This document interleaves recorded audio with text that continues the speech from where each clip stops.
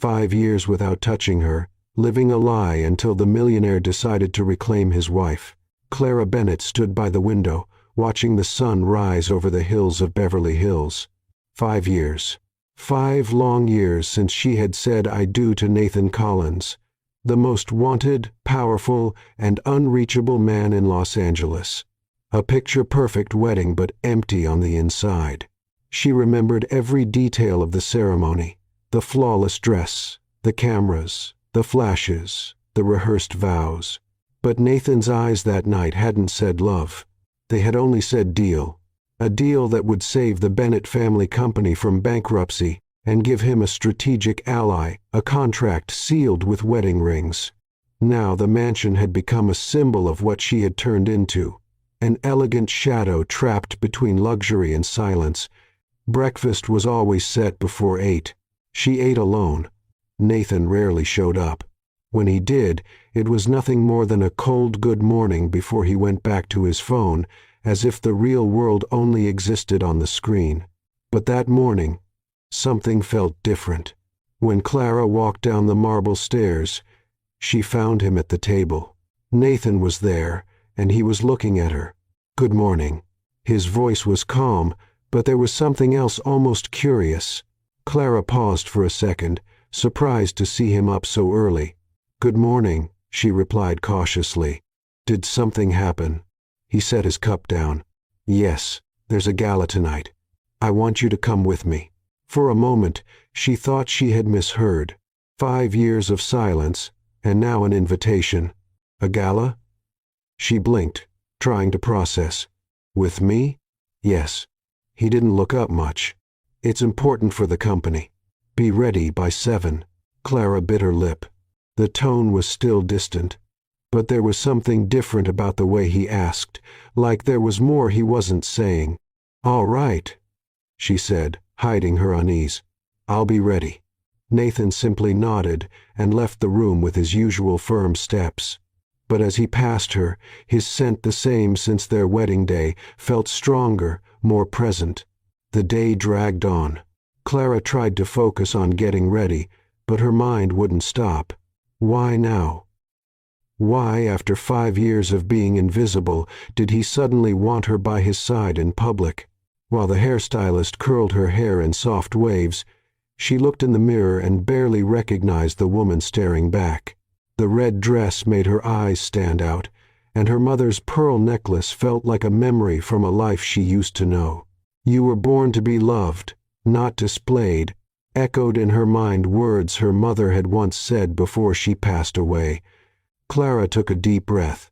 Tonight could be the start of something, or just another display of appearances. At exactly 7, Nathan knocked on her bedroom door. When Clara opened it, he stood there in a perfect dark suit, his eyes more intense than usual. For a moment, something inside her trembled. "Ready?" he asked, his voice slightly off balance. "Yes." They walked side by side toward the car, their footsteps echoing through the hallway like an unspoken conversation. Inside the limousine, the silence was heavy. Nathan checked his phone. Clara looked out the window, their reflections blending on the glass. "This is what we are," she thought. Reflections that never touch. But then, in the middle of that silence, he spoke. "It's important that you stay close to me tonight. People. They'll want to meet you." Clara looked up, surprised. Finally, after 5 years, he turned away without answering. The tension between them felt like a wire pulled too tight, ready to snap. The event hall was stunning, full of golden lights and cheerful voices. The air smelled like champagne and ambition. The moment they walked in, every eye turned to them. Nathan Collins, millionaire CEO of Collins Industries, accompanied by his mysterious wife that almost no one had ever seen. Clara felt the flashes and the whispers. For a second, she wished she could disappear.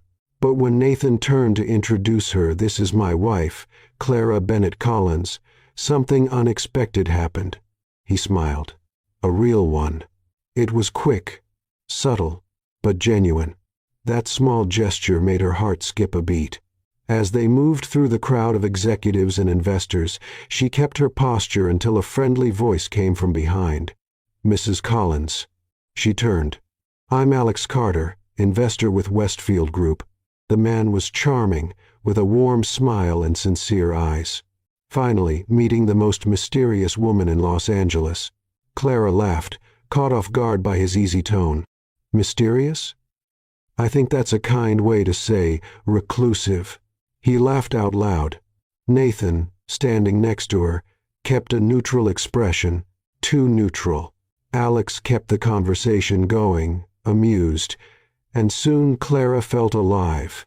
For the first time in years, someone saw her. Someone listened. But with every laugh, Nathan grew quieter. His gaze turned colder.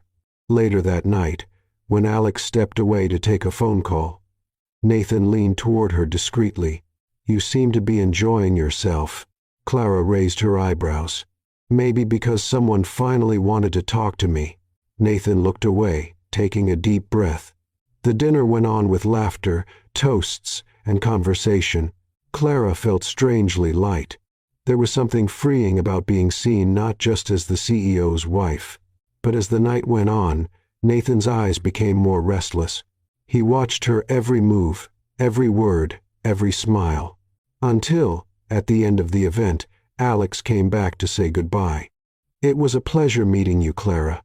I hope to see you again soon." Before she could answer, Nathan stepped forward, firm. "I doubt it. My wife has a full schedule." Clara froze. His tone wasn't just protective. It was possessive. The drive home was silent, but different. The air between them felt charged. Clara stared out the window, trying to figure out what had changed about him, and about herself. When the car stopped in front of the mansion, she turned to say something, but Nathan was already watching her. His eyes weren't cold like before. They were intense, confused, almost human. For a moment, neither of them spoke. Then he broke the silence. "You surprised a lot of people tonight. Including you?" she asked softly.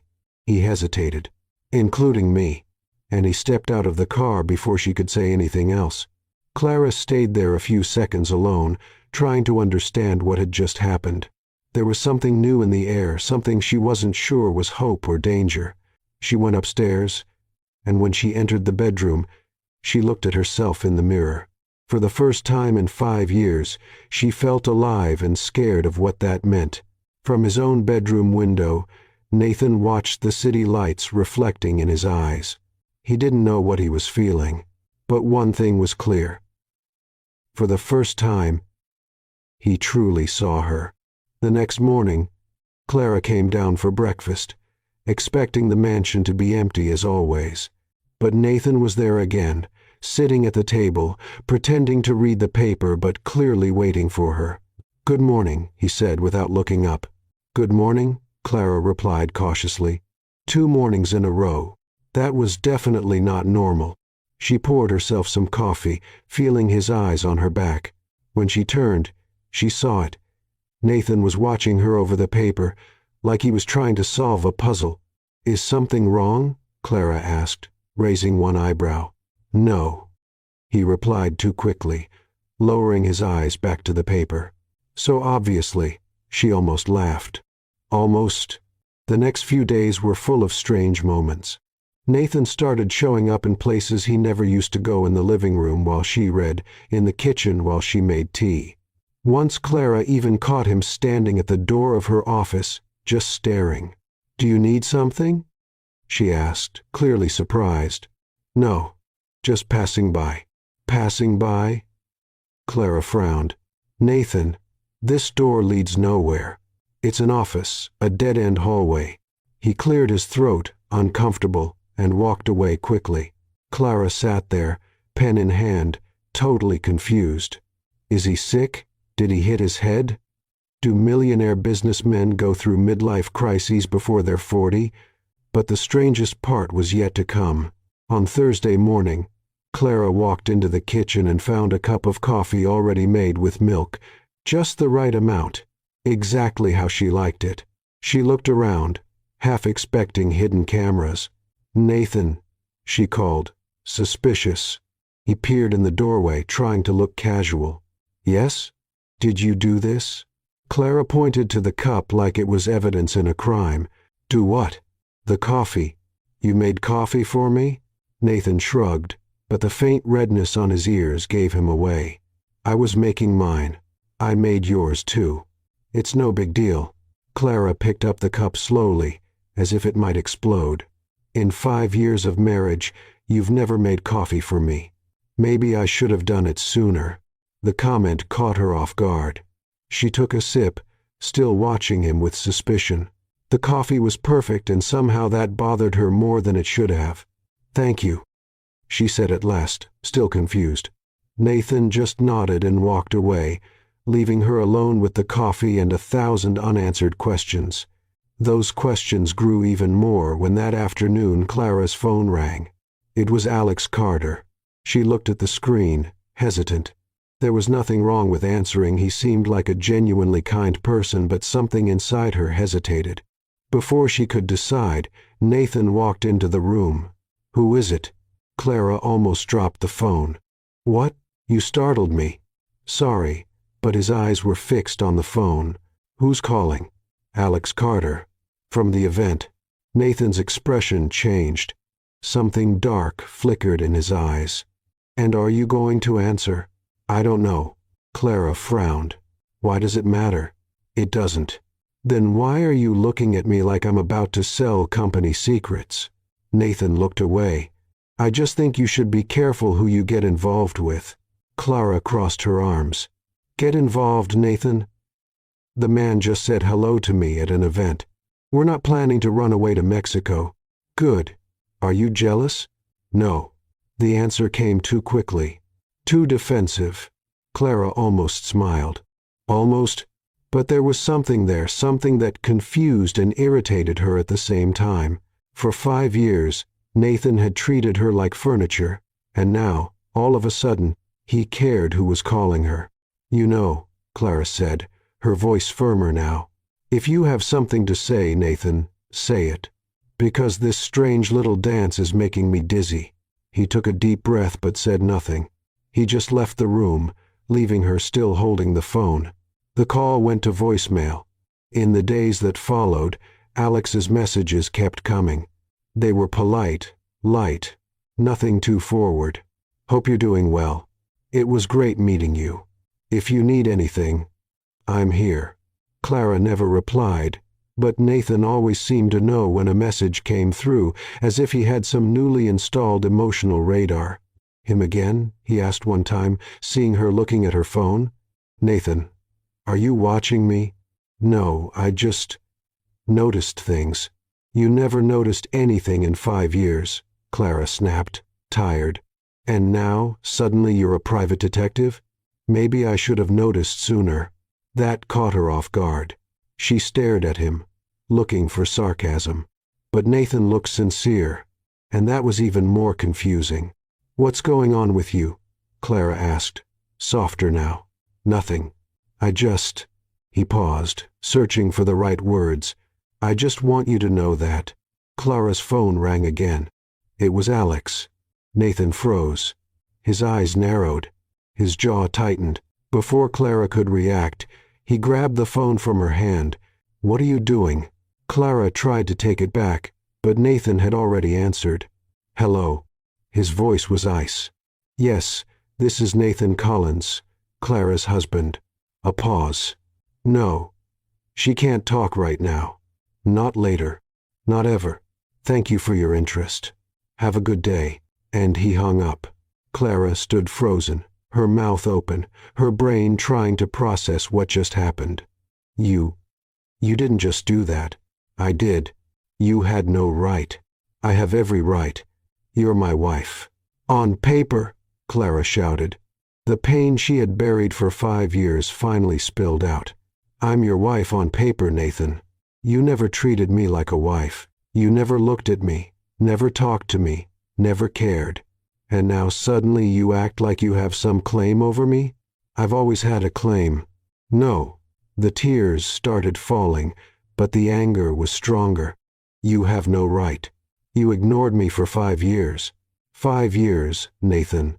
I lived in this house like a ghost. And now that someone finally sees me, you want to play the jealous husband? I'm not playing. Then what are you doing? Clara was shaking now. Years of silence crashing down at once. Why now? Why do I suddenly matter? Nathan stepped forward, his voice low but intense. Because I don't want to lose you. The silence that followed was deafening. Clara stared at him, trying to understand if she had heard him right. The words echoed in the room, heavy, real, impossible. You. What? I don't want to lose you, Clara. She shook her head, backing away. You can't do this. You can't ignore me for 5 years and then say something like that as if it's simple. I know I can't, but it's the truth. And I'm supposed to believe you. Her voice was a shaky whisper. Now, after everything? Nathan didn't answer. He just looked at her with a vulnerability Clara had never seen before. She couldn't take it. She turned and ran to the bedroom, locking the door behind her. She leaned against the wood, sliding to the floor, her hands trembling. For the first time in 5 years, her heart was racing because of him, and she didn't know if it was the beginning of something or the end of everything. The next morning, Clara woke up with swollen eyes and a heavy head. She hadn't slept at all. Nathan's words echoed in her mind like an annoying song she couldn't shake. I don't want to lose you. She looked at herself in the mirror and sighed. Great. Now I look like a raccoon that hasn't slept. She went downstairs, expecting the house to be empty like it usually was before all the chaos started.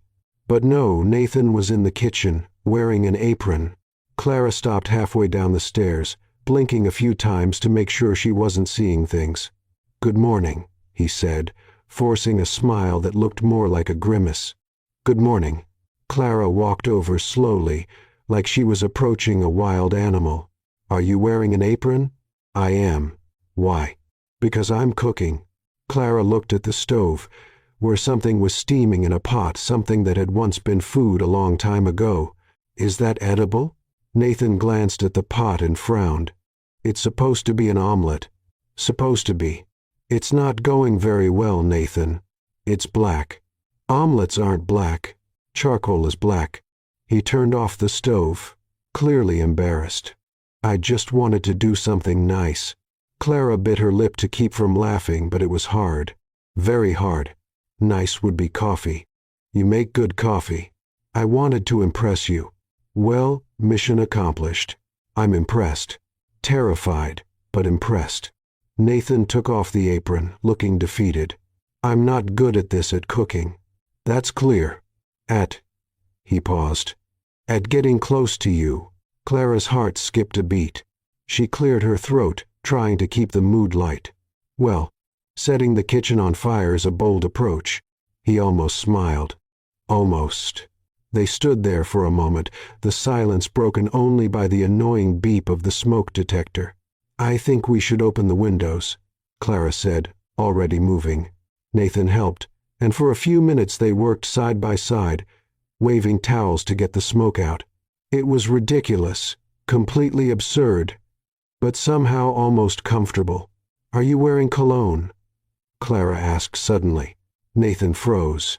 I am. I've never seen you wear cologne in the morning. Maybe I should have worn it before.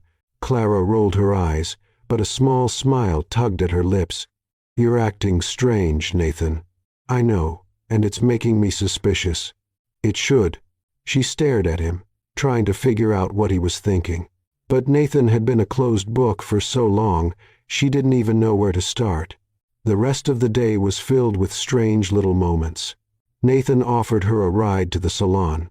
She said no, but he insisted. In the car, he tried to make small talk. Your hair looks different. Clara touched the ends. It's been the same for 3 years. Oh, well, it looks nice. Thank you. Awkward silence. And that dress? Is it new? Nathan, you saw me wear this dress at the event. Oh, right. Well, still looks nice. Clara held back a laugh. Are you okay? Did you hit your head? Food poisoning? No, I'm just trying. What? He didn't answer. Just kept driving, that serious look on his face. But something about him felt different, almost vulnerable. That night, Nathan did something even more surprising. He got to the dining room before she did and lit candles. Clara stopped at the door. What's going on here? Dinner. He pulled out a chair for her. Please sit, Nathan. Please. She sat down, still suspicious. The table was set. The candles flickered, and Nathan looked nervous. All right, Clara said, crossing her arms. Let's talk. About what? About all of this. She gestured around. The coffee, the ride, the candles, you burning the kitchen. What's going on? Nathan took a deep breath. I'm trying to fix things. Why? Because I should have done it before. That doesn't answer my question. Clara leaned forward. Why now, Nathan? After 5 years? He opened his mouth, closed it, then opened it again, but said nothing. Clara sighed. That's what I thought. It's not easy to explain. Then try. But Nathan just looked away, and the silence returned. Dinner continued in that strange mix of discomfort and something that almost felt like peace. Nathan tried to keep the conversation going. He asked about her day, made random comments. Clara responded cautiously, but little by little she relaxed. Until he said, Tomorrow, what do you think about having dinner out? Clara raised an eyebrow. Are you asking me on a date? I am. Nathan, we're married. I know, but we never had a real date. She didn't know what to say. Part of her wanted to laugh. Another part wanted to cry.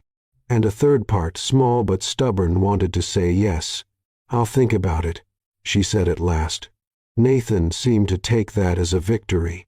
Later, while Clara was washing dishes because Nathan had insisted on cooking again, and the result was questionable, she looked out the window. He was in the yard on the phone, gesturing wildly, probably talking about business as always. But when he hung up and came back inside, he was holding a flower, a single white rose. For you. Clara took the rose, not sure whether to laugh or cry.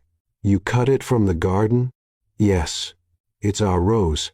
Nathan, you can't just go around picking flowers from the landscaping. The gardener's going to have a fit. He'll survive. Clara smelled the rose, and something inside her shifted, something small, fragile, and a little scary. Thank you, she said softly. At that moment, Clara's phone buzzed on the table. They both looked at it. Clara picked up the phone, and the screen lit up a message from Alex Carter. Hi, Clara. I know we haven't talked since the event, but I'd really like to. Do you have time for coffee tomorrow? The mood changed instantly. Nathan saw the message. Clara saw that he saw it. It's him again, Nathan said, his voice low and controlled, dangerously controlled. Nathan, are you going to answer him? I don't know. What do you mean you don't know? Because I have the right to answer if I want to. Clara raised her voice, finally out of patience. You can't control everything. I'm not trying to control. I'm trying to protect. Protect me from what? A polite man who wants to have coffee? Nathan clenched his fists. His jaw was tight, eyes too dark. You really don't get it, do you? Get what? But he didn't answer. He just grabbed his car keys and walked out, slamming the door behind him. Clara stood there, alone in the dining room, holding her phone and the white rose, her heart torn between anger and something she couldn't name. She stood still in the middle of the dining room, staring at the door Nathan had just walked through. The white rose was still in her hand, its soft petals in sharp contrast to the storm in her chest. Men, she muttered, putting the flower in a glass of water, a mystery wrapped in testosterone and pride. She tried watching TV, tried reading, even tried organizing the kitchen drawers. Nothing worked. Every time a car passed by, her heart jumped, hoping it was his. It wasn't. The hours dragged on 10, 11, midnight. Clara went upstairs to her room but couldn't sleep. She stared at the ceiling, going over everything that had happened the past few days. The Nathan she knew would never have burned an omelet just to impress her, never would have picked a rose, never would have shown jealousy. Something had changed, but what? Finally, at 2:15 the morning, she heard the front door open, heavy footsteps in the hallway, a pause, then soft knocks on her bedroom door. Clara. She sat up in bed, her heart pounding. Come in. Nathan opened the door slowly. He looked a mess, hair tousled, tie loose. He looked exhausted. Are you okay? Clara asked, worry winning over her anger. No. He stepped inside and closed the door behind him. I'm not okay. Nathan. Let me talk. His voice was urgent. Please, I need to say this. Clara nodded, hugging her knees. Nathan took a deep breath. His hands were slightly shaking. I drove around for hours, tried to understand what I was feeling, tried to make sense of it, but I can't anymore. I can't pretend it doesn't matter. What doesn't matter? You. The word burst out of him with a force that made Clara flinch. You matter, Clara. You've always mattered. The silence that followed was so heavy she could feel it pressing on her chest. I don't understand, she said weakly. I want you. Nathan took a step closer, his eyes shining with raw emotion. I've always wanted you since the wedding day, even before that. Clara shook her head. No, you can't say that now. Not after 5 years. I know I can't, but it's the truth. Then why? The tears started to fall. Why did you ignore me? Why did you treat me like I was invisible? Nathan ran his hands down his face, clearly struggling. Because I was scared. Scared? Clara almost laughed, but it came out broken. You're Nathan Collins. You're not afraid of anything. I was afraid of you. He looked right at her. Afraid of what you made me feel, of how much I wanted you. My father, he always said emotions were weakness. That love was a dangerous distraction in business. And I believed him. I thought if I kept my distance, if I didn't get too close, I'd be safe. Safe from what? From getting hurt. From losing control. From becoming vulnerable. Clara wiped the tears from her face with the back of her hand. You hurt me, Nathan. You hurt me every day for 5 years. I know. His voice broke. And I'm sorry. More than I can put into words. But when I saw you at that event, laughing with that man, being yourself, I realized what I was losing. I realized how silly my fear was compared to the thought of really losing you. Clara wanted to believe. She really did. But 5 years of rejection didn't just vanish because of a nice speech. Words are easy, Nathan. Then let me prove it. He got down on one knee in front of her, holding her hands. Give me a chance to show you I've changed, that I want to be the kind of husband you deserve. She looked at his hands wrapped around hers. They were warm, steady, real. I don't know if I can trust you again. I'll earn your trust every day, for as long as it takes. In the days that followed, Nathan kept his word. He got up early to have breakfast with her, asked about her plans, her thoughts, her dreams, brought her flowers, made awful jokes that made her roll her eyes but also smile. One morning he came into the room where she was reading. I need your help. Clara looked up from her book. With what? The company. We're working on a new deal, and I want your opinion on the proposal. She blinked, surprised. My opinion about business? You studied business, didn't you? Before we got married. I did, but then you get it, and I trust your judgment. Clara didn't know what shocked her more, him remembering her studies or him asking for her help. That afternoon she went to his office. Nathan showed her the documents, explained the terms, and asked what she thought. Clara looked everything over carefully and pointed out a few risky clauses he had missed. You're right, Nathan said, clearly impressed. That could have caused problems down the line. I had a great professor in college. He used to say, if it's not written down, it doesn't exist. Smart guy, Nathan smiled. Thank you, Clara. Really? She smiled back, and for the first time in 5 years, she felt seen, appreciated. The weeks went by, and the distance between them started to shrink. Nathan included her in decisions. He listened when she spoke. He laughed at her jokes, even the bad ones. And Clara slowly began to let herself believe that maybe, just maybe, this was real. One night, after a light dinner where they'd laughed about old stories and shared forgotten memories, Nathan looked at her differently. "You know," he said softly, "I can't remember the last time I felt this at peace." "Me neither," Clara admitted. They were sitting on the couch, closer than usual.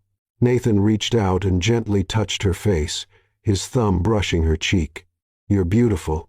Clara's heart sped up. "Nathan, may I?" He leaned in slowly, giving her time to pull away. But she didn't. His lips were just inches from hers when Clara felt a wave of panic rise. The tears came out of nowhere, warm and sudden. "Wait." She pulled back, her voice shaking. "Please wait." Nathan stopped immediately, concern in his eyes. "What is it? Did I do something wrong?" "No, it's not you." Clara wiped her tears, breathing deeply. "I need to tell you something I should have told you a long time ago. It's okay. You can tell me anything." Clara closed her eyes, gathering her courage. When she opened them, she spoke in a whisper. We never." She took another deep breath. "Nathan, I'm still a virgin." The silence that followed felt endless. Nathan stared at her, taking in her words. 5 years of marriage and we never." She couldn't finish the sentence. "You never wanted to. You never tried. And I held on to that like it was my fault. Like I wasn't good enough." Nathan cupped her face gently in his hands. "Please stop. It wasn't your fault. Never was. It was mine, my cowardice, my own stupid fear. I felt so rejected for so long. Clara, look at me." He waited until her eyes met his. "You are the most amazing woman I've ever known. Beautiful, smart, strong. And I was a complete fool for not showing you that every single day. But that ends now. I promise I will spend the rest of my life showing you how special you are in your time, in your way. No pressure. You promise?" "I promise." And when Nathan pulled her into his arms, Clara finally let herself believe that maybe, just maybe, they could truly start over. Nathan held her for a long time, like he was afraid she'd vanish if he let go. When they finally pulled apart, he gently wiped the tears from her cheeks with his thumbs. "Thank you," Clara whispered. "For what?" "For not making me feel wrong." "You were never wrong, Clara. I was the one who couldn't see." She gave a small smile. "Well, technically you were a lot of things, blind, deaf, emotionally blocked." Nathan let out a genuine laugh. "Blocked? Got a better word?" "Nope. That one fits." They both laughed, and it felt freeing, like finally they could just be themselves. The next morning, something had changed, not just in Nathan or Clara, but in the atmosphere of the house itself. It was as if the sunlight came through the windows differently, warmer, more welcoming. Clara came downstairs for breakfast and found Nathan in the kitchen. No burnt omelet this time, but pancakes perfectly golden. "Did you watch YouTube tutorials all night?" Clara asked, impressed. "Maybe." "Seriously?" Nathan blushed a little. "I just wanted to make something that didn't taste like charcoal." Clara took a pancake and bit into it. It was delicious. "Wow. You really did learn. I can be teachable when I'm motivated." "And what motivated you?" she asked, a playful sparkle in her eyes. "You." The answer was simple, direct, honest. Clara felt her heart skip a little. It was still strange, this new version of Nathan, but it was a good kind of strange.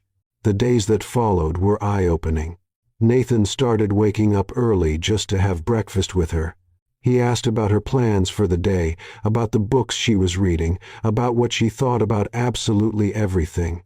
One afternoon, while Clara was watering the garden, Nathan showed up with 2 ice creams. "Thought you might like this." "Ice cream? In the middle of the afternoon?" Clara pretended to be shocked. "Who are you, and what have you done with my husband?" "Your husband was boring. This one's the upgraded version, version 2.0. Now with emotional features and pancake-making skills." Clara laughed, accepting the ice cream. They sat on the garden bench side by side in a comfortable silence. "You know," Clara said after a while, "I could get used to this." "To what?" "To you. Like this. Present." Nathan laced his fingers with hers. "I'm not going anywhere." At night, they started having real dinners together, not just sitting at the same table, but actually talking, laughing, sharing stories.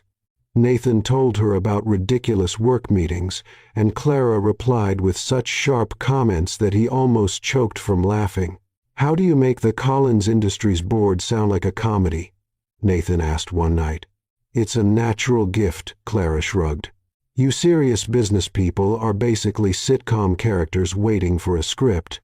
"Is that comforting or concerning?" "Both." One night, while watching a movie, Clara rested her head on Nathan's shoulder. He froze for a moment, like he was afraid to ruin it. Then slowly he put his arm around her. "Is this okay?" he asked, uncertain. "It's perfect." And it was. For the first time in 5 years, Clara felt at home in her own home. Nathan also changed in other ways. He became slightly jealous, but in an almost comical way. When the grocery delivery guy smiled a bit too much at Clara, Nathan suddenly appeared. "Need help with the bags?" "Nathan, he's the delivery guy. That's literally his job." "I know. Just being helpful." Clara rolled her eyes but smiled. It was ridiculous, but also sweet. One morning, Nathan walked into her room with a proposal. "I want you to work with me." Clara, who was picking out an outfit, paused. "What do you mean?" "At the company." "You're good at this, Clara. I saw how you handled that contract. I need someone like that on my team." "Are you serious?" "Completely. Only if you want to, of course. No pressure." Clara thought for a moment. The idea was exciting, terrifying, but exciting. "All right. Let's give it a try." And so, Clara started working at Collins Industries. At first it was strange. People looked at her with curiosity, unsure how to treat her. After all, she was the mysterious wife of the CEO. But Clara had a special way of breaking the ice with humor.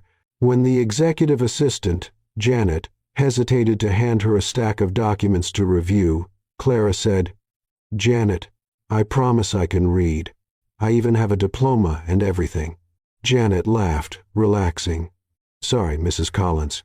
I just didn't want to overload you. Call me Clara, and please overload me. I love paperwork. I'm weird like that."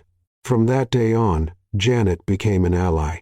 Clara was reviewing old contracts in the office when she found a folder labeled Confidential, Bennett Collins merger. Curious, she opened it. They were documents from their marriage, not the beautiful ceremony everyone saw, but what came before. The terms, the conditions, the clauses. She began to read. The union between the Bennett and Collins families aims to strategically consolidate both business empires. All right, she already knew that. But then came the next part. Clause 3. 2. The Bennett heiress agrees to make public appearances at the discretion of the Collins heir in order to strengthen the joint image of the companies. Clara frowned. Public appearances at his discretion. Was that why Nathan had never taken her to events? She kept reading. Clause 4. 1. The couple agrees to produce an heir within 5 years from the date of the wedding. Clara's blood ran cold. An heir. A deadline 5 years. Clause 4. 2. If the previous clause is not fulfilled, the merger will be re-evaluated, and the companies may choose to dissolve the agreement, including annulment of the marriage. Her hands began to tremble. A marriage with an expiration date. She was a contractual obligation with a countdown. And they were in the 5th year. Clara turned to the last page. There were the signatures, her father's, Nathan's father's, and Nathan's. His signature was firm, confident, like he knew exactly what he was signing. The tears started before she could stop them. All that time, all the recent affection, the breakfasts, the pancakes, the laughter, was it just because the deadline was near? Did he need an heir and finally decide to pretend he cared? The door opened. Nathan walked in, smiling. "Clara, I was thinking we could go out to dinner tonight. There's a new restaurant that—" He stopped when he saw her face. "What happened?" Clara held up the documents with shaking hands. "When were you going to tell me about this?" Nathan's face went pale. "Where did you find that? Does it matter?" Her voice came out broken. "You signed this, Nathan. You signed a contract that turned me into a baby maker with a deadline. Clara, it's not like that, isn't it?" She threw the papers onto the table. "It's right here in black and white. 5 years to have a child or the marriage is annulled. And guess what? We're in the 5th year, and suddenly you've decided you want me. This has nothing to do with—" "Don't lie to me," Clara shouted, tears now streaming freely. "Not after everything. You ignored me for 5 years, and now conveniently when the time's almost up, you become the perfect husband." Nathan stepped forward. "I didn't know about all the clauses. My father handled everything. But you signed it. You signed it knowing our marriage was a business deal. It was at first. But it changed, Clara. I changed. Or maybe you're just desperate not to lose the company." The accusation hung in the air between them, heavy and painful. Nathan looked at her, the hurt clear in his eyes. "Do you really believe that?" Clara looked at him, at his signature on the papers, and felt her heart breaking. "I don't know what to believe anymore." Nathan reached out to her, but she stepped back like his touch would burn her. "Don't touch me. Clara, please listen to me. I've listened enough." She pointed at the documents. "You bought me, Nathan, like I was property, a piece of furniture with a 5-year warranty. That's not what happened." "No? Then explain this clause right here." Clara picked up the paper with trembling hands. "If not fulfilled, the marriage is annulled." "Annul, Nathan. Not a lease agreement, a marriage. I know it looks terrible. But, no, Nathan, it is terrible." The tears wouldn't stop now. I thought you had changed, that you were finally seeing me. But it was just the clock ticking, wasn't it?" "No." His voice came out desperate. "I changed. Everything I did, everything I felt, it was real. How can I believe that?" "How, Nathan?"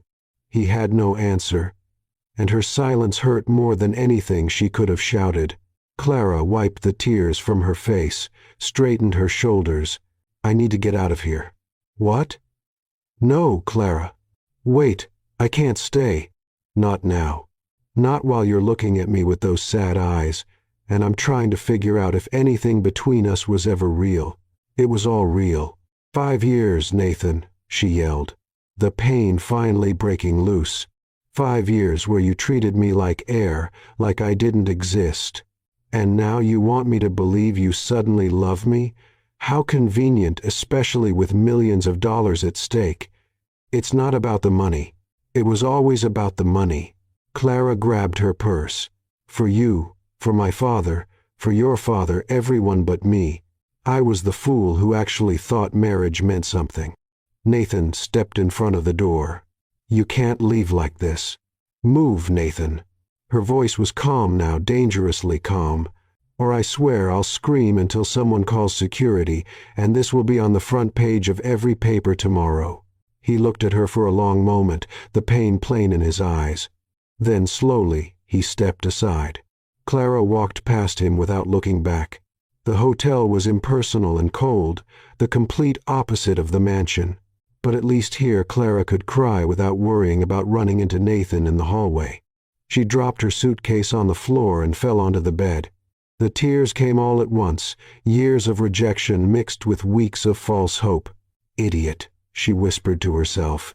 "Idiot, idiot, idiot. How could I believe? How could I let my guard down? Her phone rang, Nathan. She hung up. It rang again. She hung up again.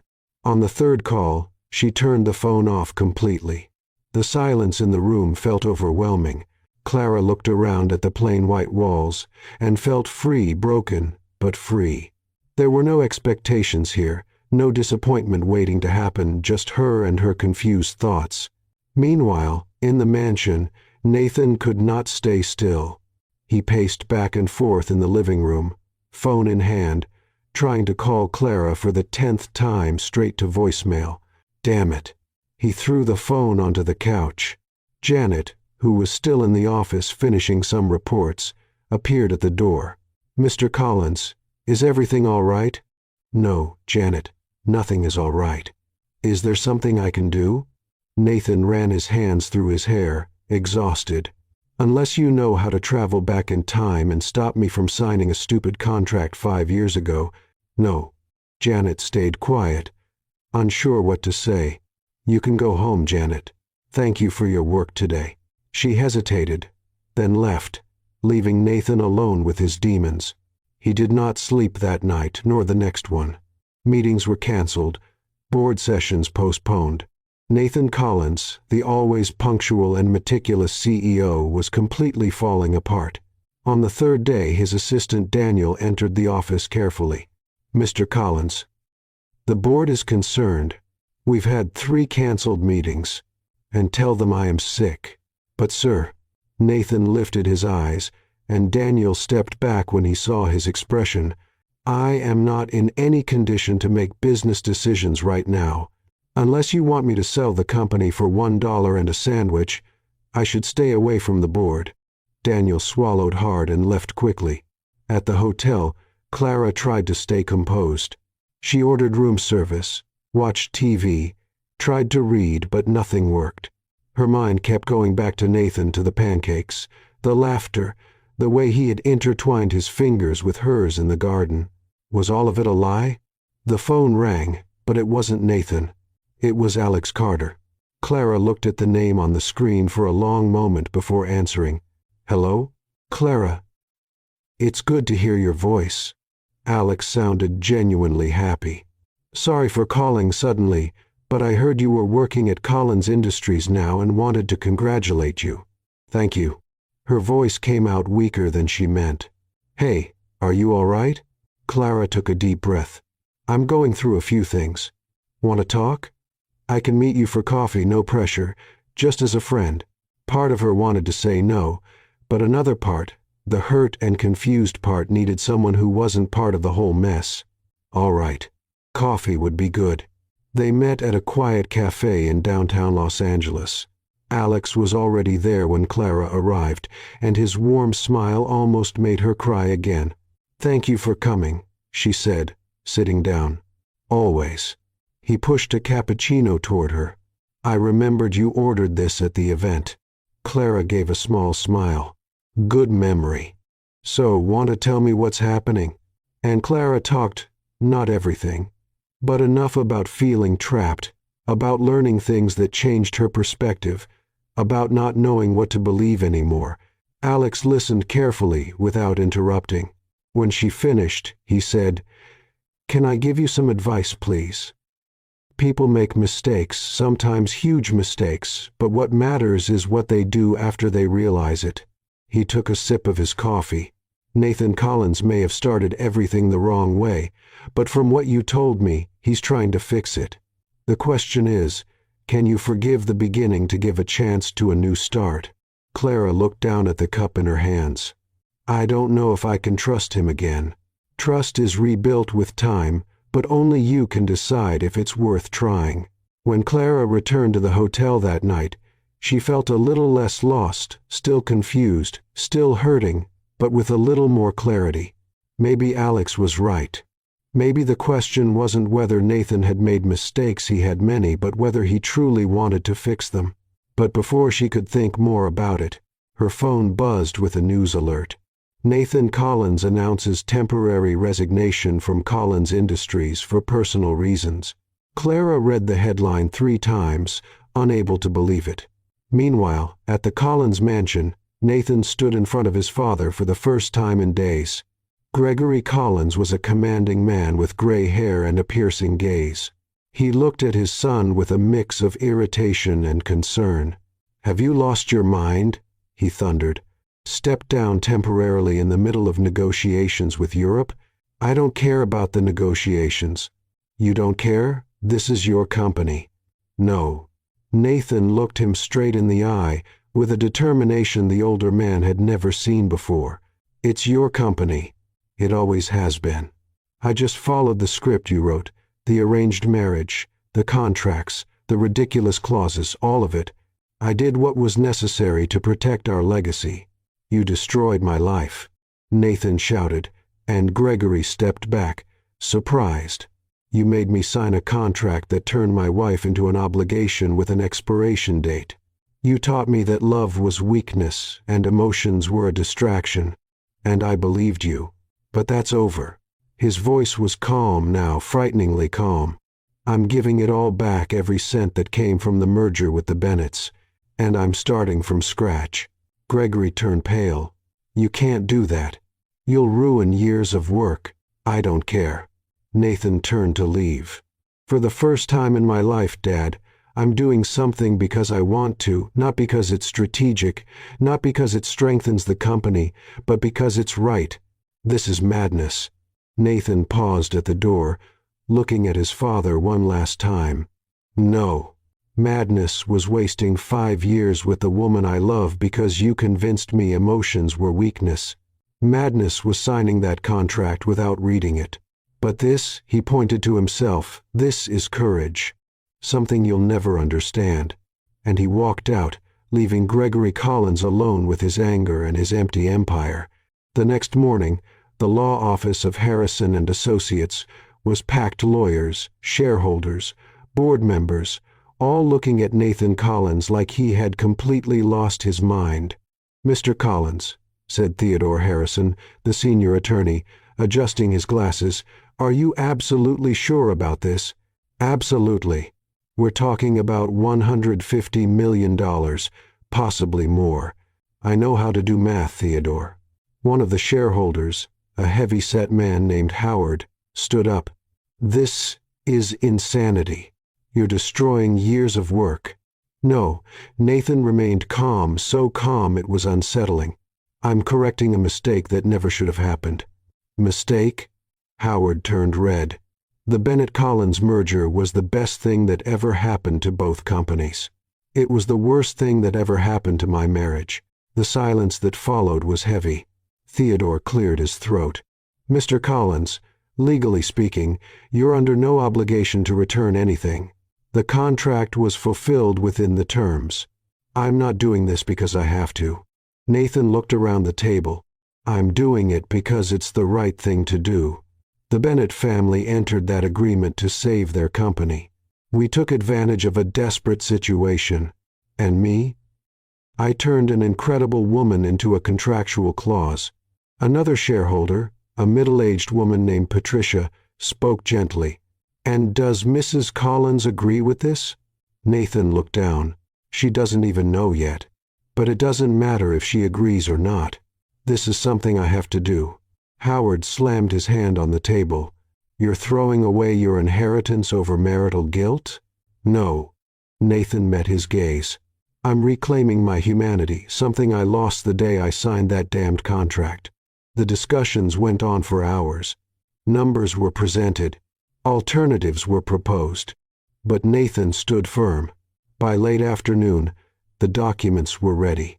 With a pen in his hand and his heart racing, Nathan signed the full transfer of the shares his family had acquired in the merger back to the Bennetts. Each signature was a fortune being returned. Each initial a piece of his empire crumbling. But when he finished, for the first time in years, Nathan felt light.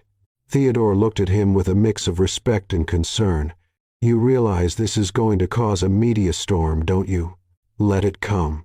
While Nathan was restructuring his financial life, Clara was in her hotel room trying to do the same with her emotional one. She had woken up that morning with a strange discomfort. She rushed to the bathroom and threw up. It wasn't the first time in the past few days. "Great," she murmured, washing her face. Now I'm not just emotionally wrecked, I'm physically wrecked too. She ordered ginger tea from room service and tried to calm down. It was probably just stress. People under stress got sick all the time. It was normal, but the nausea continued. Then came the dizziness and the delay. Clara looked at the calendar on her phone, and her heart skipped a beat. No. She shook her head. No, no, no. It can't be. But the more she thought about it, the clearer the signs became. With shaking hands, Clara walked to the nearest pharmacy. She wore sunglasses and a scarf on her head, feeling ridiculously like a spy in a bad movie. The clerk, a young woman with pink hair, gave her a friendly smile. "Can I help you?" I need a..." Clara lowered her voice. "A pregnancy test." "Of course," the girl said, far too loudly. Clara almost dove behind the counter. "We have a few options. Do you want digital or regular? Whatever's fastest, please." Back at the hotel, Clara locked herself in the bathroom. She followed the instructions with trembling hands and waited the longest 3 minutes of her life. When she finally looked at the result, the world seemed to stop. 2 lines. Positive. Clara sank to the cold bathroom floor, still holding the test. "Oh my God." The words came out in a whisper. Oh my God. She was pregnant. Pregnant with Nathan's child, the man she loved and hated in equal measure. The man she had run away from just 1 week ago. The tears came, but this time they felt different: fear, shock, but also something else. Something warm and protective growing in her chest. There was a life inside her, a life she and Nathan had created. Even in the middle of all the pain and confusion, something pure and innocent was happening. And now, she asked her reflection in the mirror, "What do I do now? Tell Nathan? How? Hi. I ran away from you. But guess what? I'm pregnant." Surprise. What if he thought it was a trap? A way to force him to stay? Or worse, what if he stayed out of duty, not love? Clara spent the rest of the day in a storm of thoughts. She paced the room, picked up her phone, then set it down again, wrote messages she never sent. Then that night, while flipping through TV channels aimlessly, something caught her attention. It was Nathan on screen at a press conference. Clara turned up the volume, her heart racing. Nathan stood behind a podium, surrounded by microphones and flashing cameras. He looked tired but determined. "I've decided to return all shares from the Bennett-Collins merger back to the Bennett family," he said, his voice steady. The reporter's murmurs were audible even through the TV.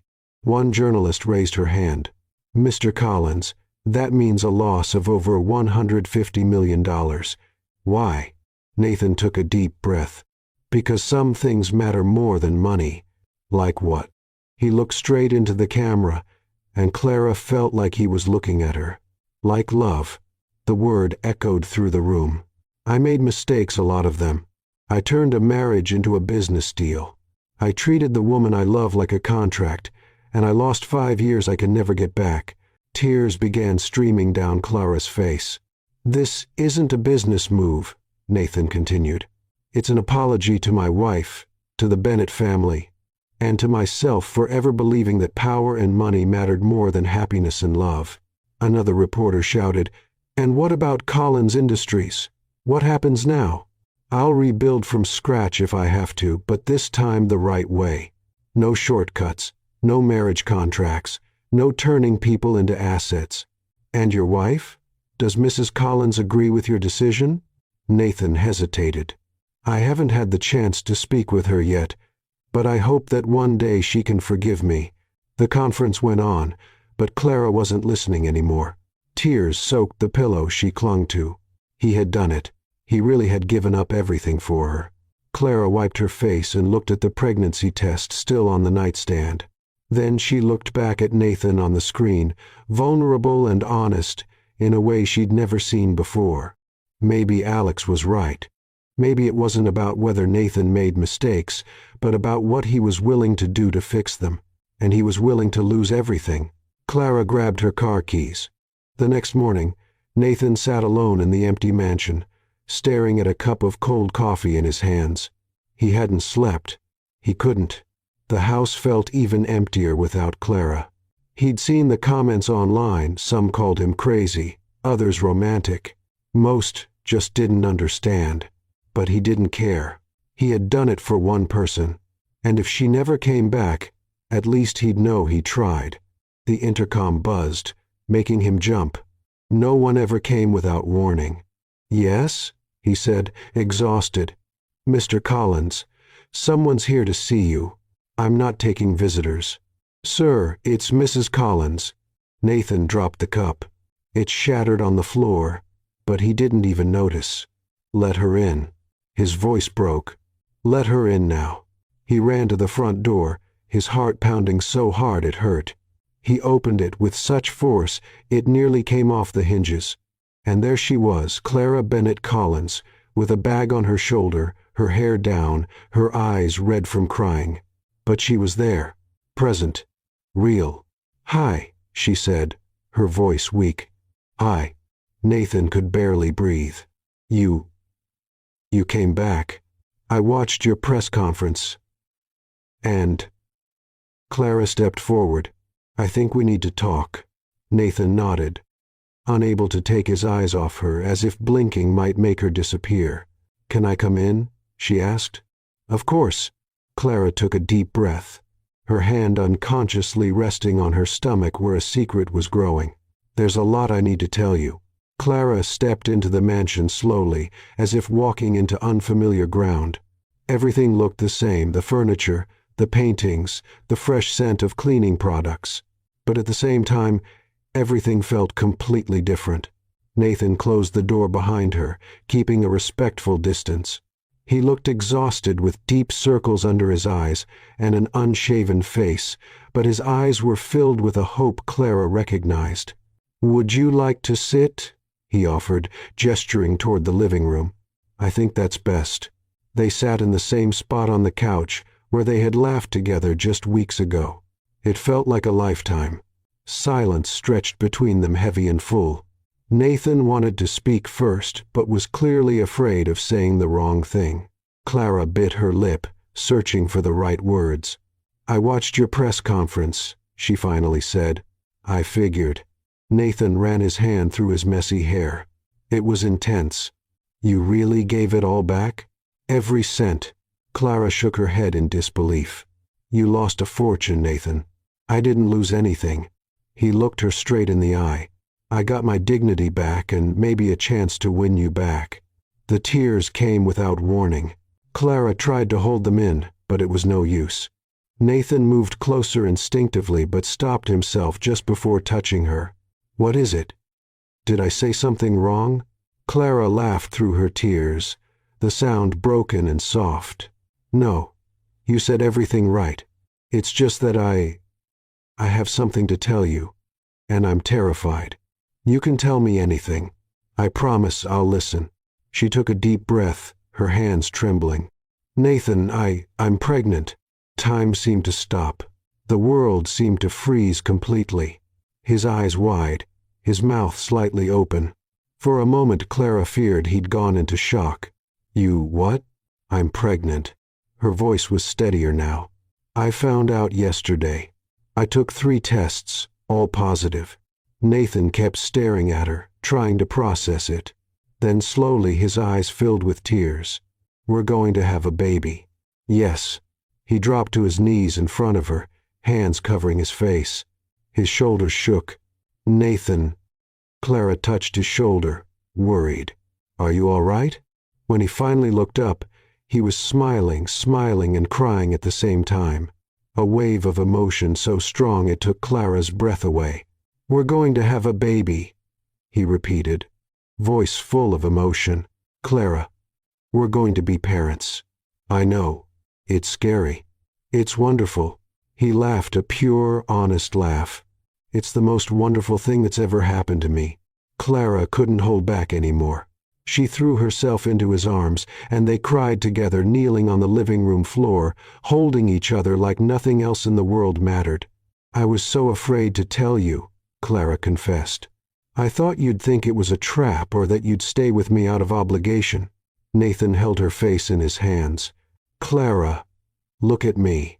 I'm not here out of obligation. I'm here because I love you.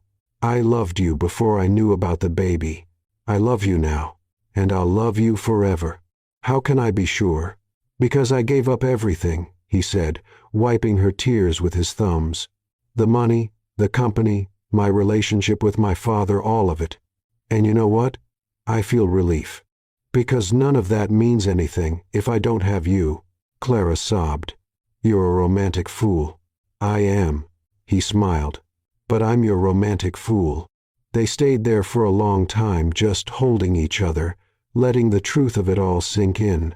There was a baby, a new life, a new chance for all of them. Can we talk about everything? Nathan asked.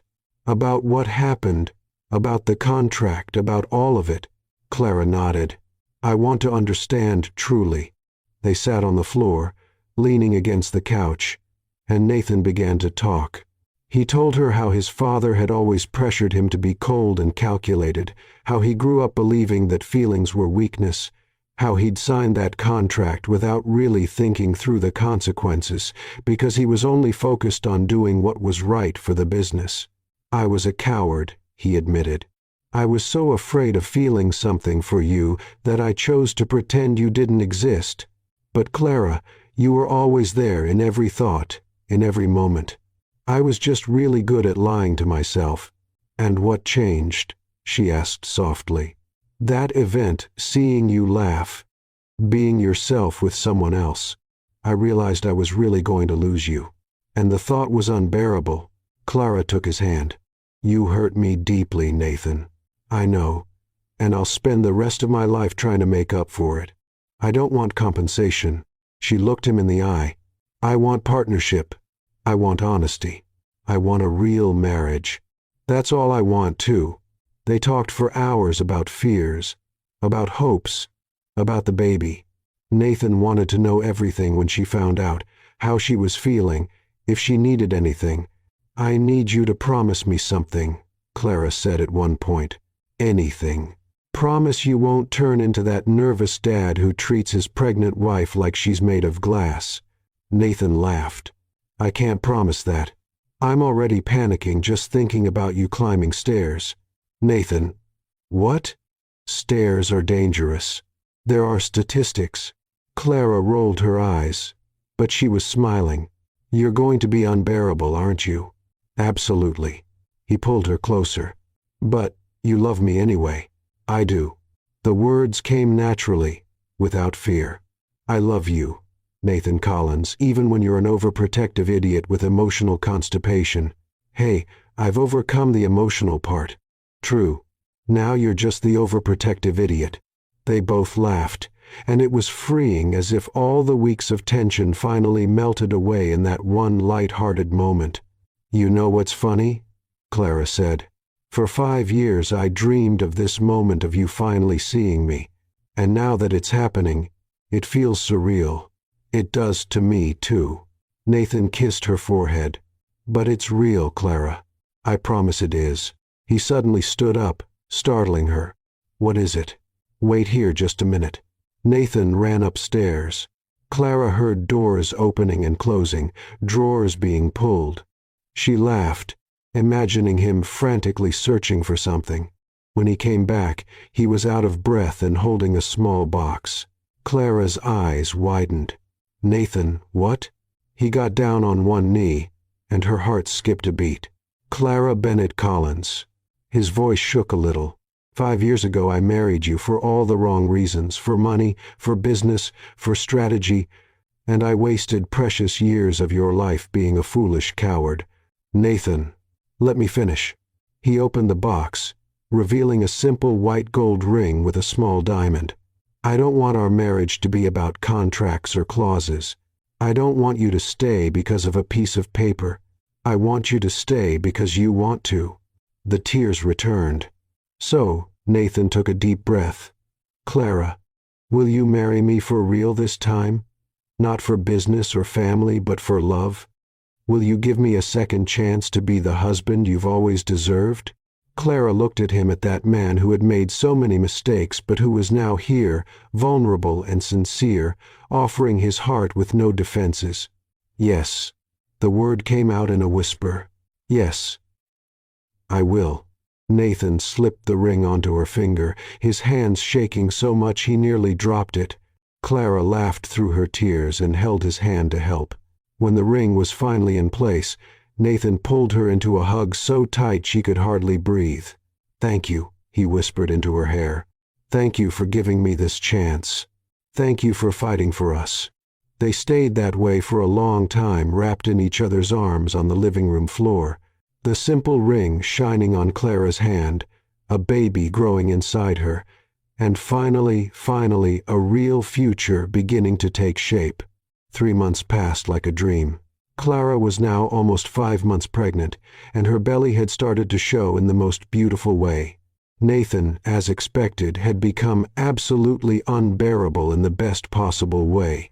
"You shouldn't be carrying that," he said for the 1,000th time, trying to take the light bag Clara was holding. "Nathan, it's a purse. It weighs less than 2 pounds. But you're carrying our child. That's more than enough weight." Clara rolled her eyes but smiled. "You need to relax, or you'll have a heart attack before the baby is born." "Impossible. I bought a book on mindful fatherhood. I've learned breathing techniques. Breathing techniques are for me, not you." "I know, but I'll need them so I don't faint in the delivery room." Janet, who'd been watching from the office doorway, couldn't hold back a laugh. Clara winked at her, and the assistant finally burst out laughing. "Sorry, Mrs. Collins, but you two are just too sweet." "Adorable." Clara pretended to be offended. "I prefer hilariously functional." In those months, Nathan had kept every promise. The mansion, once cold and quiet, now echoed with laughter. They had coffee together every morning, dinner while talking about everything and nothing. And Nathan, true to his overprotective nature, had already turned an entire room into a nursery, even though Clara kept insisting it was too early. "Is it too pink?" he asked one night, looking at the walls he had painted himself. "Considering we don't know the gender yet, yes, it's very pink. But what if it's a girl? And what if it's a boy? He'll grow up thinking he lives inside a flamingo." Nathan frowned. "I can repaint it." "Nathan, no." Clara held his hand. "It's perfect. And if it's a boy, we'll paint it later. No drama." "Are you sure?" "Completely. Now come here, this flamingo is hungry." The idea to renew their vows came up on an ordinary morning while they were having coffee. "You know," Nathan said, playing with Clara's fingers, "I've been thinking, that's never a good sign." "Hey." He pretended to be offended. "I do have good ideas sometimes. Sometimes is the key word." "Well, this one is good." Nathan stood up and knelt in front of her. Clara was used to these dramatic gestures of his. "How about we renew our vows?" Clara froze with her cup in midair. "Renew?" "Yes, a real ceremony. Small, intimate, just the people we love. No contracts, no pressure, just the two of us promising to stay together because we want to." Her eyes filled with tears, pregnancy hormones. "Of course. You really want that?" "More than anything. I want to start our story again the right way." "Then yes." She smiled through the tears. "Let's renew our vows." The ceremony was set for a sunny autumn Saturday. They chose the mansion's garden, decorated simply with white flowers and light wooden chairs. Nothing flashy, nothing over the top, just perfect. Clara wore a champagne-colored silk dress that fit her baby bump perfectly. Her hair was loose in soft waves, topped with a small flower crown. She looked radiant.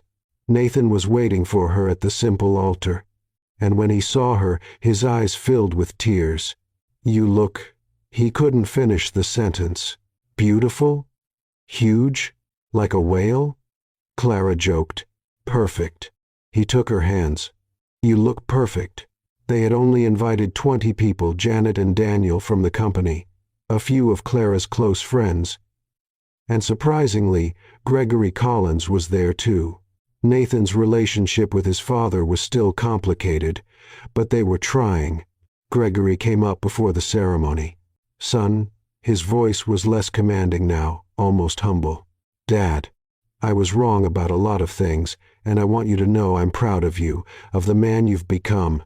Nathan was speechless for a moment. "Thank you, Dad. That means a lot." They hugged, brief but sincere. Clara watched from a distance, smiling. The ceremony was led by a cheerful officiant named Thomas, who had a knack for making everyone laugh. "Nathan," Thomas began, "do you promise to love this woman, respect her choices, and stop panicking every time she walks up a staircase?" Laughter echoed. Nathan blushed. "I promise, or at least I'll try." "Clara, do you promise to love this man even when he becomes a neurotic and overprotective dad?" "I promise." She squeezed Nathan's hand. "Even when he's unbearable?" "Hey, truth hurts, dear." More laughter. When it was time for their personal vows, Nathan took a deep breath. "Clara, I wasted 5 years pretending you didn't exist, 5 years being a coward. But you gave me a second chance, and I promise here in front of God and everyone I will spend the rest of my life being worthy of that chance. I'll love you on the good days and the bad. I'll support you. I'll make you laugh even with terrible jokes. And I'll be the best father our child could have." Clara wiped her tears. "Oh my goodness. How am I supposed to top that?" "You don't have to. Just be you." "Okay." She took a deep breath. "Nathan, you were my biggest mistake and my best decision. For years I hated you for ignoring me, but now I understand that sometimes people need to get lost to find themselves. You were lost, but you found your way, and I love you for that. I promise to support you, challenge you when needed, and make fun of your neurosis when you're being impossible." "Is that a threat?" "It's a promise." Everyone laughed, and Thomas declared them officially this time husband and wife. The kiss was gentle, full of promises and new beginnings. During the party, while Clara chatted with Janet about nursery decorations, someone walked up to her. "Clara." She turned and widened her eyes. "Alex." Alex Carter was there, looking as sharp as ever with a warm, genuine smile. Surprised completely. "What are you doing here?" "Nathan invited me," Alex said with a smile. "He said it was important for both of you." Clara looked at her husband, who gave her a wave from a distance. Her heart filled up. "I came to wish you well," Alex continued. "Truly, you both deserve it. Thank you, Alex, for everything. For being kind when I needed it. It was a pleasure meeting you, Clara. And now I'll say goodbye." He extended his hand. "I've got a flight to New York in a few hours, new business opportunity." Clara shook his hand. "Good luck, and thank you. Really take care of him, and let him take care of you too." "I'll try." Alex said goodbye to Nathan with a firm handshake and left. Clara felt like a chapter had closed. That man had represented a moment of confusion but also clarity, and now he was gone, leaving only room for the future. Nathan stepped onto the small makeshift stage and raised his glass. "I'd like to make a toast." Everyone turned toward him, to new beginnings, to second chances, and to never letting pride win over love again. "Clara, you taught me that real wealth isn't in bank accounts but in waking up next to someone you love, and I promise here and now to honor that every day." "To love!" everyone shouted. Clara wiped her tears again. "Hormones?" she murmured. "Of course," said Janet, standing beside her.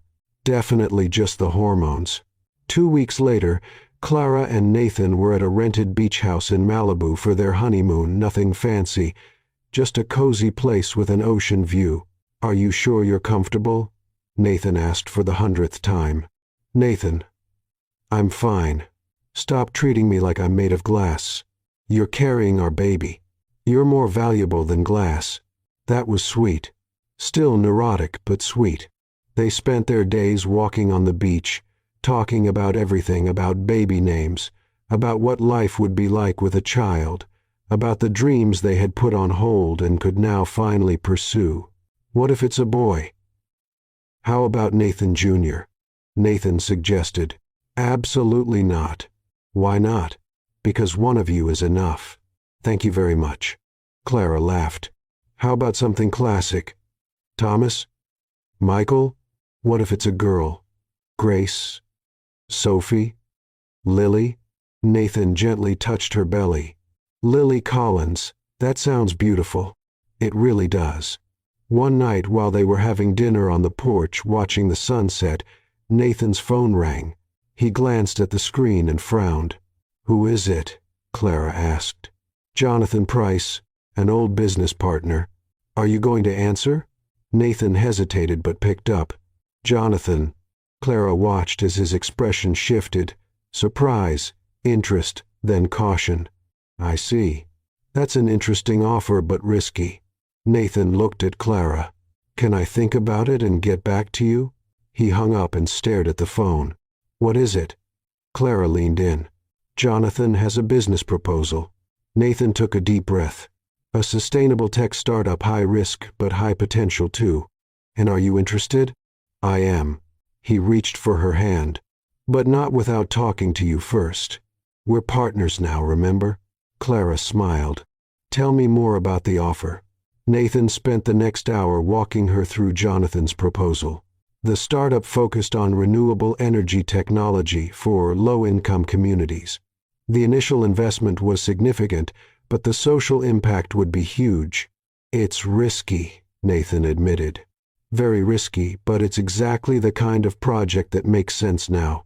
Clara bit her lip, thinking. And what would your role be? Jonathan wants me as co-founder. But here's the interesting part, Nathan leaned in. He also suggested you join as a full partner. Me? Clara's eyes widened. Nathan, I just barely went back to work. And you were amazing. Janet won't stop talking about how you reorganized the entire filing system.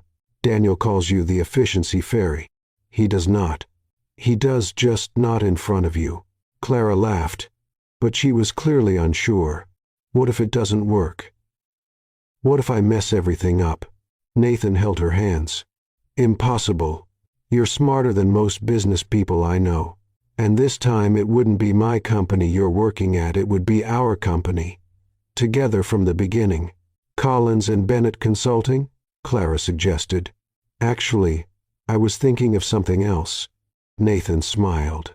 How about Bennett and Collins? You first. You're joking. I'm completely serious. Clara felt her eyes well up again, those hormones. This means a lot to me. I know. That's why I want to do it right. They stayed up late talking through all the possibilities. Clara shared her concerns. What if work took over their lives? What if they started arguing again? What if the baby came right in the middle of all the chaos? Then let's set some rules, Nathan suggested. Clear boundaries between work and home. No business talk after 8 p.m. Weekends are sacred family time only. What if something urgent comes up? We handle it together as partners. Clara took a deep breath. All right, let's do it. The next day they called Jonathan and accepted the offer. The following month was organized chaos meetings with lawyers, brainstorming sessions, building the business model. Clara discovered she had a natural talent for operations and logistics, while Nathan thrived in strategy and investor relations. The company was officially registered as Bennett and Collins International Consulting, a fusion not of families or fortunes, but of dreams and purpose. The first office was small, 3 rooms in a commercial building in downtown Los Angeles. Nothing like the luxury of Collins Industries, but it was theirs, truly theirs. This place feels like a glorified closet, Clara said on their first day, looking around. It's cozy, Nathan replied. The meeting room fits 6 people barely. If everyone breathes at once, we'll suffocate. Details. He pulled her into a hug. It's our glorified closet. Janet agreed to join them as office manager and brought Daniel along. The small startup team was dedicated and full of energy. As the months passed and Clara's belly grew, balancing work and personal life became more challenging and sometimes hilarious. One morning, Clara was in a video call with potential investors when the baby kicked hard. As I was saying, our sustainability model, ow. She winced. Is everything all right, Mrs. Bennett? One of the investors asked, concerned. Perfectly fine, Clara smiled, holding her belly. The baby just had something to say about our third quarter numbers. Nathan, sitting beside her, struggled to keep a straight face. When the meeting ended, he burst out laughing. The baby had something to say. He could barely talk through his laughter. Clara, you're amazing. Hey. It was a solid recovery for someone who just got kicked in the ribs in high definition in front of 5 investors. Like any partnership, the occasional disagreement popped up. Clara thought Nathan was too cautious.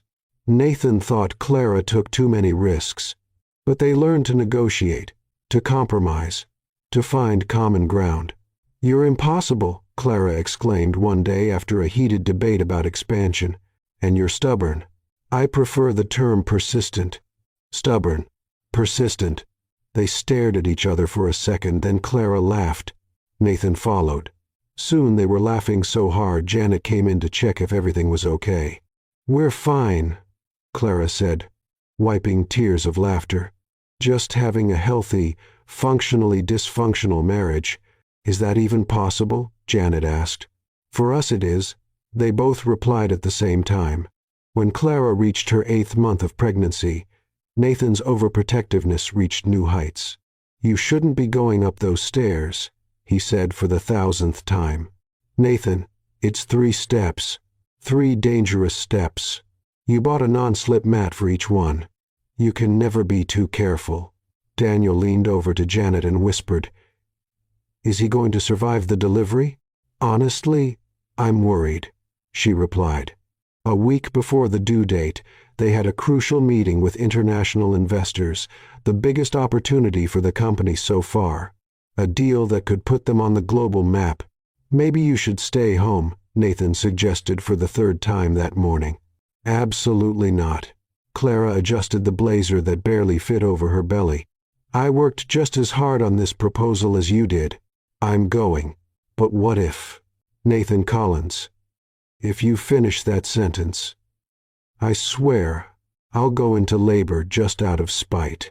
He raised his hands in surrender. Okay. You're going, but I'm driving. Obviously. You haven't let me touch the steering wheel in 3 months. The meeting was scheduled for 2:00 inches the afternoon. At 10 a.m., Clara started feeling a strange discomfort in her back. Just tension, she muttered to herself. Pre-meeting stress. Totally normal. By noon, the discomfort had turned into occasional cramps.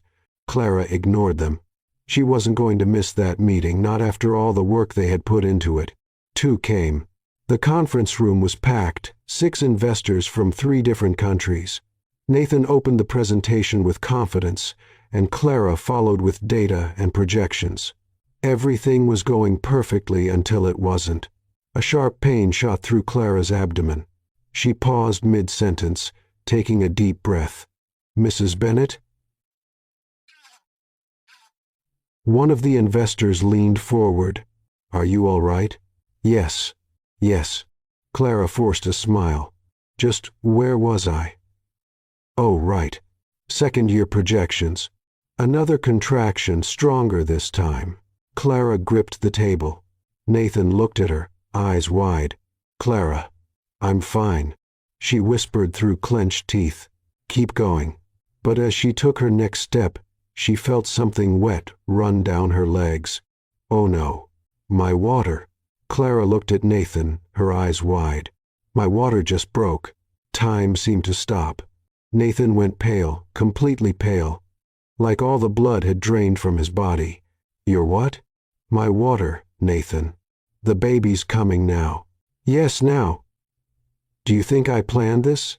The investors stood up in a panic, offering help in 3 different languages. Janet appeared out of nowhere with towels. Daniel was already on the phone with emergency services. And Nathan was frozen in place, staring at Clara like she was an alien. Nathan. Clara shook him. Breathe. I can't. His voice was high and shaky. The baby, the hospital, the water, not in that order. Or maybe in that order. I don't know. Oh my goodness. He's having a breakdown, Janet muttered. Clara, despite the pain, couldn't help but laugh.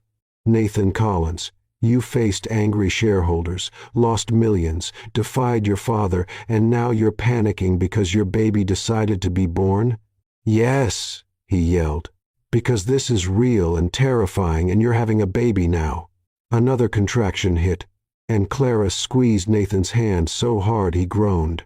Car now, she ordered. Nathan finally snapped into action. He scooped Clara up, literally picked her up despite her protests, and ran to the elevator. The presentations, one of the investors shouted. We'll reschedule, Nathan shouted back as the elevator doors closed behind them. Janet looked at the confused investors and smiled. Welcome to Bennett and Collins International Consulting. It's never boring. The ride to the hospital was pure chaos and a little comedy. Nathan drove like he was in an action movie, honking at cars that weren't even in his way. Nathan, you almost hit that pole. I saw the pole. You were looking at me, not the pole. Because you're having a baby. I know I'm having a baby. I'm right here. Another contraction hit Clara, and she took a deep breath. But if you kill us before we get to the hospital, it's kind of pointless. When they finally got to the emergency entrance, Nathan jumped out so fast he forgot to turn off the engine. A nurse had to yell at him to come back. Sir, your car. The baby is more important. Your car is blocking the ambulance. Nathan ran back, shut off the car, tossed the keys to the valet, and rushed to Clara, who was being placed in a wheelchair. I'm here, he said, grabbing her hand. I'm not leaving you. Nathan, you were gone for 15 seconds.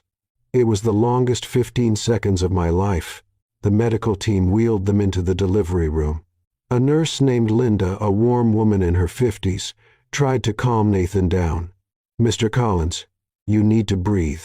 I am breathing. You're hyperventilating. Sit down before you faint. I'm not going to faint. 2 minutes later, Nathan was sitting with his head between his knees while Linda offered him water. Clara, even in pain, couldn't stop laughing. You practiced breathing techniques for 3 months, and you're being more dramatic than me. This is different, he said, muffled. When we practiced, you weren't having real contractions.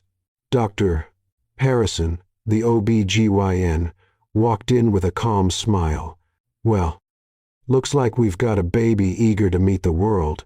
He glanced at Nathan, and a dad eager to meet the floor.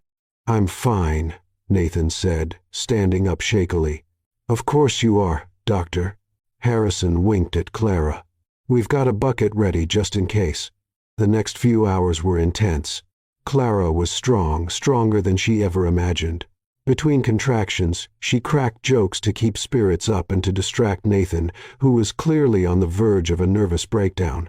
You know, she said at one point, if I survive this, you're not allowed to complain about anything for the next 10 years. Agreed completely, Nathan said, kissing her forehead. You're the most amazing woman in the world. Remember that when I wake you up at 3 a.m. to change a diaper, I'll change every diaper forever. I'm holding you to that. After 6 hours of labor, Dr. Harrison finally announced, it's time. With the next contraction, I want you to push Clara. Nathan held her hand, and Clara squeezed it so tightly that he winced, but he didn't complain. He just stayed there, whispering words of encouragement. You can do this. I know you can. You're strong. You're amazing. Then, in a moment that felt like time had stopped, a cry filled the room. It's a boy, Doctor, Harrison announced, holding up a small, perfect baby. Clara started crying. Nathan did too. Nurse Linda, who had witnessed hundreds of births, wiped her eyes quietly. The baby was quickly cleaned and placed on Clara's chest. She looked at that red, wrinkled little face and felt her heart overflow. Hi, little one, she whispered. We've been waiting for you for so long. Nathan, kneeling beside the bed, gently touched the baby's tiny hand. The boy grabbed his finger with surprising strength. "He's perfect," Nathan said, his voice choked. "Absolutely perfect." "What should we name him?" Clara asked. Nathan looked at her, then at their son. "How about Henry? Henry James Collins." "Henry." Clara tried the name. "Henry Collins. I love it. Welcome to parenthood, Dr. Harrison said with a smile. "Get ready to never sleep through the night again." "I don't mind," Nathan answered, eyes still on his son. "I'd do it all again 1,000 times." The months that followed were a roller coaster, sleepless nights, endless diapers, cries that made no sense, and lots of coffee. But there were also first smiles, first laughs, and that unique baby smell that made all the exhaustion fade away. Bennett and Collins International Consulting thrived despite, or maybe because of, the chaos. The investors who had witnessed Clara's labor sent flowers and became loyal partners. After all, as they said, if the couple could manage a crisis like that with grace, they could handle any business challenge. The mansion, once cold and quiet, was now full of life. Baby laughter echoed through the halls.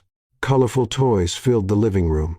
And every Saturday morning the smell of perfectly golden pancakes Nathan had become an expert filled the house. Gregory Collins became a surprisingly devoted grandfather. He visited every week, always bringing a new gift for Henry, and a silent apology in his eyes. Janet and Daniel became honorary aunt and uncle, always ready to babysit so the couple could enjoy the occasional night off. A year passed like a dream.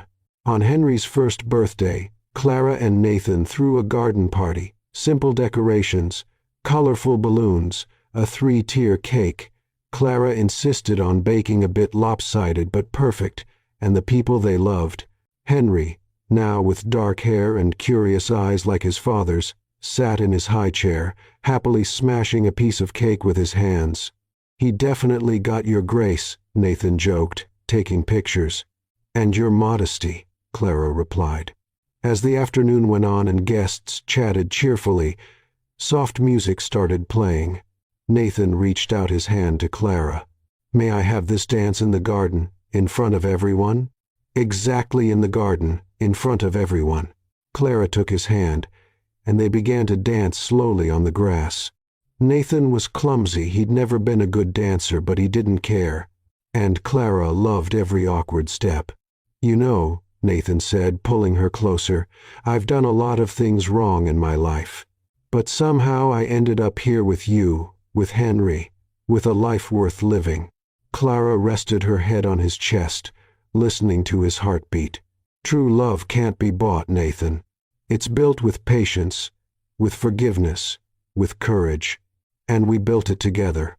And we'll keep building every single day." "Every single day," she agreed. Henry shouted from his high chair, wanting attention. They both laughed and walked over, each taking one of his frosting-covered hands. Gregory snapped a photo of that moment, the three of them smiling, bathed in sunlight and happiness. Clara looked around at the mansion that was now a home, at the people they loved, at the man she almost lost but who fought to stay, and at the boy who represented everything they had overcome. She leaned in and whispered in Nathan's ear as Henry laughed between them. "At last, we are what we were meant to be from the beginning. A family." Nathan kissed her forehead. "Then Henry's. A family," he repeated, smiling. "The best family in the world." And there, under the blue Los Angeles sky, with the sound of laughter and the smell of cake in the air, the Collins family began the rest of their lives together finally,